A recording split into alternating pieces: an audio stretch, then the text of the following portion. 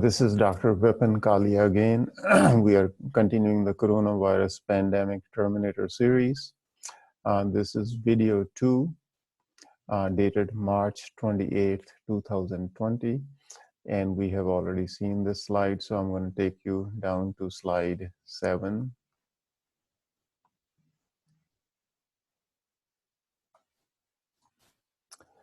And in this series, I'm going to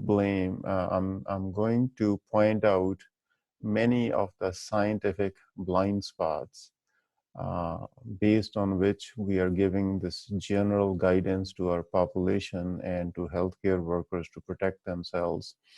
And my idea is not to blame one particular person, but also to explain to everybody, general audience, but also to sociologists, anthropologists, primatologists, on how this process of scientific blind spots developed and how this system is perpetuated. And I'm going to use some knowledge of history, politics, economics. So if you think, what does that have to do? But I'm trying to explain on how we are giving advice to our healthcare workers to protect themselves with the standard personal protective equipment. And we have a shortage of surgical masks, N95 masks, and bodysuits anyways, but in my mind, that's not adequate protection anyways. So I want to not only explain on how that advice is less than optimal, but also explain that how that process that brought us to this point. But again, when I point out these blind spots in our scientific thinking, idea is not to blame one person or one scientific institution, but to explain the brain's scientific or brain's thinking processes on how these things develop. And sometimes systems let useless ideas flourish, and those useless ideas, can crowd out meaningful concepts. And sometimes we all become victims of something called groupthink. And that group thinking concept was brought out during the Iraq War in 2003, or OAF, Operation Enduring Freedom and Operation Iraqi Freedom, in which we invaded Iraq. And there were many voices that were trying to resist that group thinking, but they were very nicely crowded out by a phenomenon called groupthink. And we will talk about that in more detail as well. And it is extremely hard to go against the prevailing group wisdom of any particular time. And many primatologists, we like to think ourselves of very sophisticated societies, communities, but when you tear down different aspects of human behavior in different societies and communities, we are largely organized along the lines of primate tribes. And I have been fans of different primatologists, starting from Jane Goodall. But more recently, one of my favorite primatologists is Dr. Sapolsky. So I'm going to use his work to explain how group thinking and groupthink is established, and how the alpha males in the tribe enforce group thinking to minimize people who think against the prevailing wisdom. So I'm going to explain multiple concepts, but in general, my idea is not to blame one particular person, one particular institution, but to explain how these scientific blind spots develop. And then I'm also going to briefly touch on the concept of thought contamination. This is a concept which is complex and would probably require multiple books on this topic, but I'm going to briefly go over this.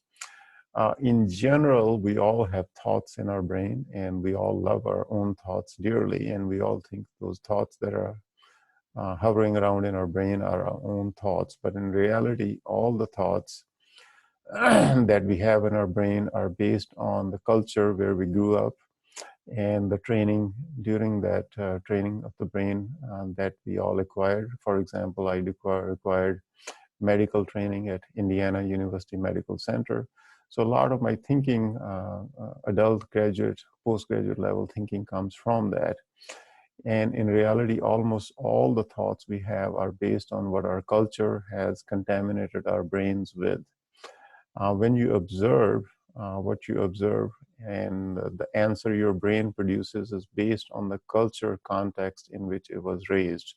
Even though we like to think, oh, these are my thoughts, but reality is our brain is extremely contaminated with the thoughts in which we were cultures, the prevalent thoughts of the culture in which we are born and raised.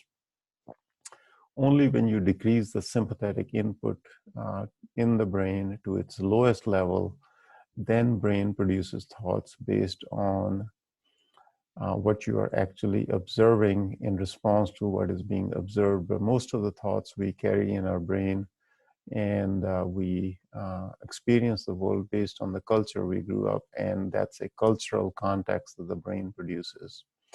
And we'll discuss the neuroscience of thought contamination in future based on audience demand in future, but I just wanted to briefly introduce the concept.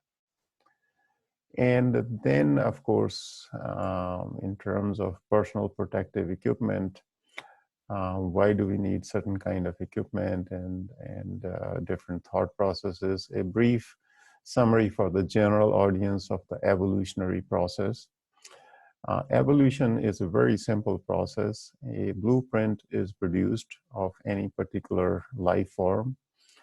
And evolution, all it requires is just make more copies of it. And for example, if you have a picture or a document and you want to make photocopies on a photocopier, and if you want to make millions of photocopies, you would very quickly realize no photocopier in the world can make millions of perfect photocopies. So same thing happens with the blueprint of life, which, as many of you probably already know, is RNA or DNA. And those of you who don't know what RNA stands for, that stands for ribonucleic acid, and DNA stands for deoxyribonucleic acid.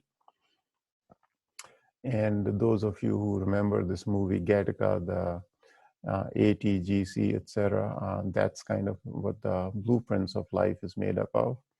And just like photocopies, those blueprints of life have to be photocopied again and again, and they never replicate perfectly. And when there are imperfections on those photocopies, those imperfections are called mutations. And most of those mutations are random. Nobody sits down and plans that we are going to have this kind of a mutation. And sometimes the random mutations provide an extraordinary advantage to a particular organism, organelle, or a virus. In this particular instance, we are talking in terms of coronavirus pandemic. So those mutations don't necessarily come by any design, they just randomly come up. And those mutations in those viruses are usually waiting around to exploit themselves when the perfect environment happens. So these coronaviruses are endemic in lots of animals and also in people. And they're just usually waiting around with their new mutation with an advantage. It's like a perfect key waiting for a perfect lock.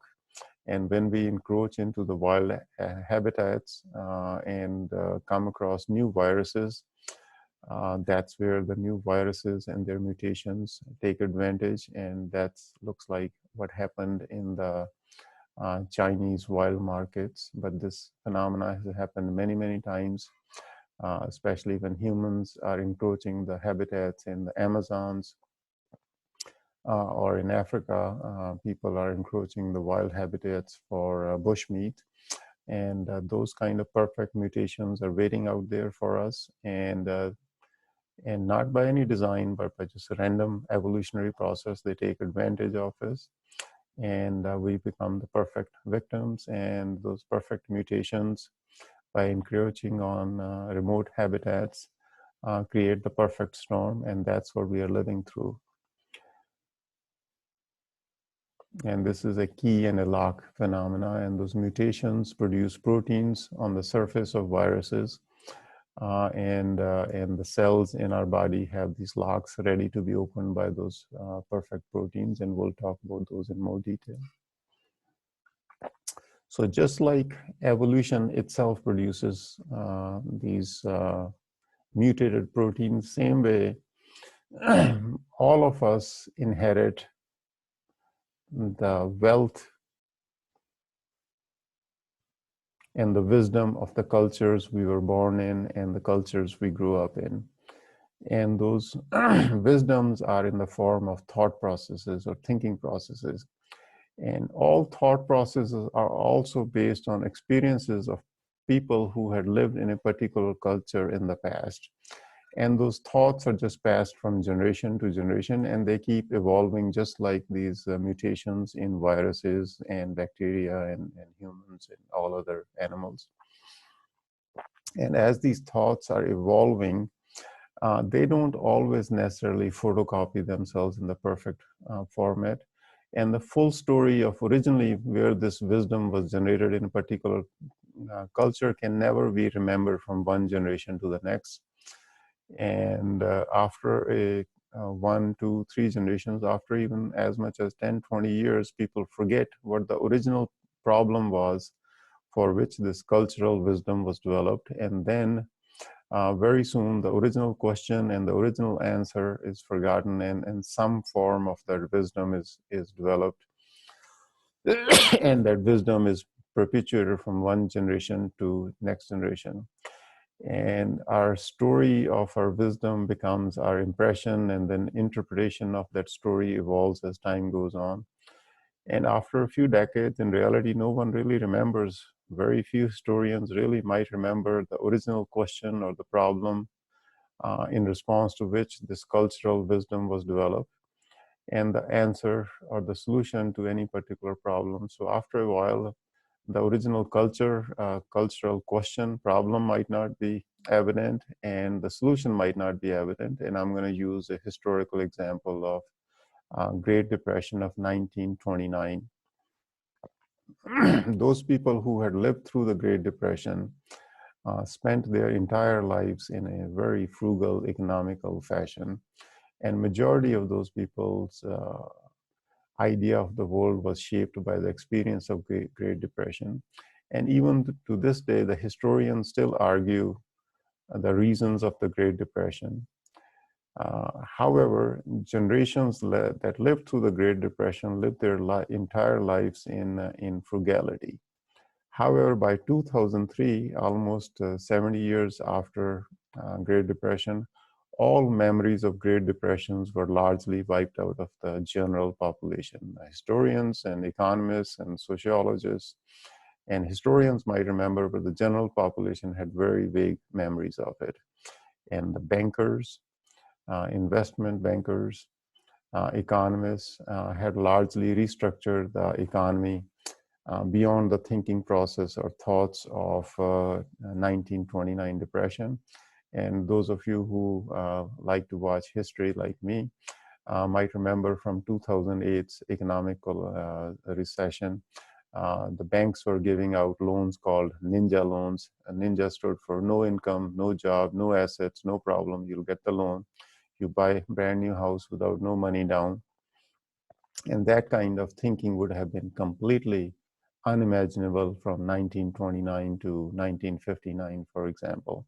But that again became the prevalent thinking around 2003, and all the houses were being bought with no money down, and the buyers didn't care because they were going to get a brand new house with no money down, and the lenders didn't care because they were going to repackage those loans and sell them on the open market in the form of derivatives. And rating agencies like S&P and Moody's didn't care because they were making money evaluating those loans. And those of you who lived through the 2008 economic crisis can see that in 70 years, all the wisdom that was acquired in the 1929 depression was completely lost. and we had to relearn the lesson all over again. So that's what I mean by evolutionary thoughts, that a culture develops a wisdom based on its experience, but those thoughts are completely lost. And in this video, I think I have gone a little bit longer, so I'm going to pause this and then we'll pick up the evolutionary thoughts and the evolutionary process in the near future. So this is slide number 10, and we would pick up from there.